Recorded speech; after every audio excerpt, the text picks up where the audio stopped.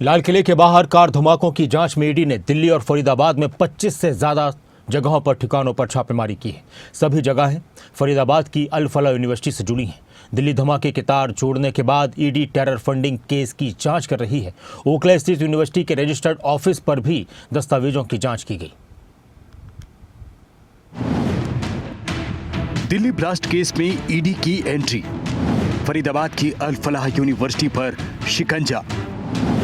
Delhi blast case में 25 ठिकानों पर ईडी की रेड, टेरर फंडिंग एंगल पर ईडी की जांच तेज। दिल्ली आतंकी ब्लास्ट केस में जांच लगातार आगे बढ़ रही है। केस में एक बड़ा कनेक्शन सामने आया फरीदाबाद का। जांच एजेंसियों को आतंकी मॉड्यूल का जो नेटवर्क मिला, उसका लिंक फरीदाबाद की इसी अल फलाह यूनिवर्सिटी से जुड़ा। अल फलाह यूनिवर्सिटी पर एजेंसियों का एक्शन लगातार बीते कई दिन से जारी है। अब ईडी की एंट्री भी हो चुकी है।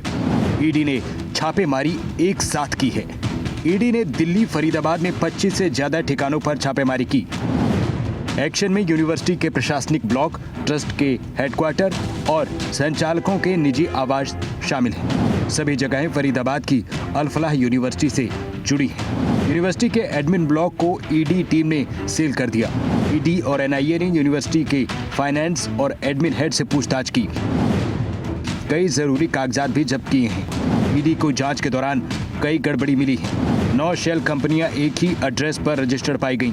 कई कंपनियों में एक ही मोबाइल नंबर मिला। ईपीएफओ को भी कोई रिकॉर्ड नहीं मिला। ओखला स्थित यूनिवर्सिटी के रजिस्टर्ड ऑफिस पर दस्तावेज की जांच की गई। कई कंपनियों का रजिस्ट्रेशन, तारीखें, संपर्क नंबर, पता एक जैसा पाया गया। बैंकिंग चैनलों में बहुत कम वेतन भुगतान हुआ। एचआर रिकॉर्ड भी नहीं मिले। ईडी टेरर फंडिंग केस में जांच कर रही है।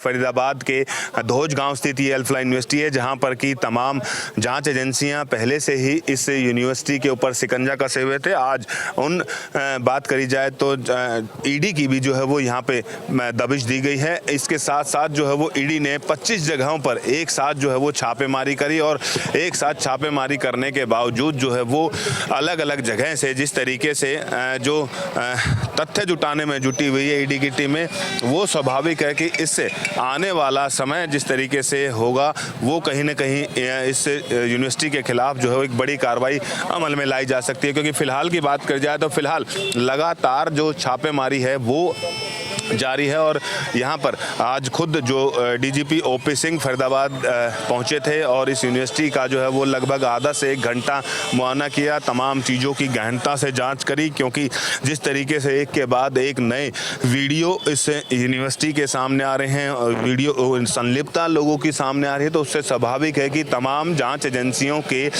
टारगेट पर, रडार पर जो है वो यूनिवर्सिटी बनी हुई है। बाकायदा 24 घंटे यहाँ पे क्राइम ब्रांच की टीमों का जो है वो पहरा है। स्थानीय पुलिस अपने स्तर पर जो है वो इस घटनाक्रम को लेकर के जांच कर रही है। क्योंकि जिस तरीके से लंबे समय से जांच एजेंसियों ने अलग अलग जगहों से सबूत जुटा करके अब यूनिवर्सिटी के खिलाफ जो है वो कार्रवाई की है, उससे स्वाभाविक है कि एक बड़ी आने वाले समय में जो गिरफ्तारियां हैं वो इस यूनिवर्सिटी के बड़े आला अधिकारियों की भी कहीं ना कहीं यदि संलिप्तता पाई जाती है तो उनकी भी हो सकती है। तो कह सकते हैं कि फिलहाल तमाम जांच एजेंसियों की रडार पर अल फलाह यूनिवर्सिटी है और जांच एजेंसियों के लिए एक सबसे बड़ी चुनौती ये है कि कौन कौन इस पूरे घटनाक्रम के अंदर जो है वो शामिल थे और कौन कौन जो है वो जांच एजेंसियों के निशाने पर हैं। हालांकि फ़िलहाल कई लोगों के जांच एजेंसियों ने जो है वो मोबाइल फ़ोन जो है वो बाकायदा जब्त किए हैं। उनकी जांच की जा रही है कि उन लोगों की कितनी इन्वॉल्वमेंट इस पूरे घटनाक्रम पर है और ईडी अपने स्तर पर जो है वो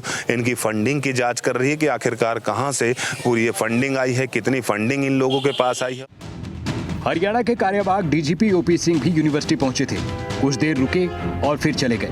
यूनिवर्सिटी का मेडिकल स्टाफ छुट्टी लेकर अपने घर जा रहा है।